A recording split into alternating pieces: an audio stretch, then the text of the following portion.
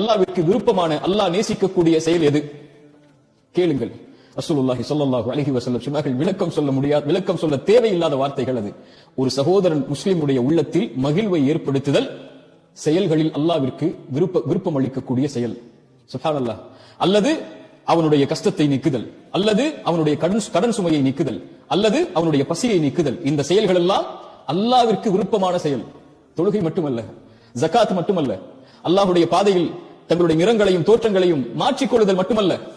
சுப்ஹானல்லாஹ். ரசூலுல்லாஹி ஸல்லல்லாஹு அலைஹி வஸல்லம் மேலும் சொன்னார்கள், ஒரு அடியான் தன்னுடைய தேவைக்காக இருக்கும்போது அவனுடைய தேவையை நிறைவேற்றுவதற்காக அவனோடு நடந்து சென்றால், ரசூலுல்லாஹ் சொன்னார்கள், மஸ்ஜிது நபவி மதீனாவில் இருக்கக்கூடிய அந்த பள்ளிவாசலை கை காட்டி, இந்த பள்ளிவாசலில் 30 நாட்கள் இஅ்திகாஃப் இருப்பதை விட, பள்ளியில் அமர்ந்து வணக்க வழிபாடுகள் செய்வதை விட இது மேலானது.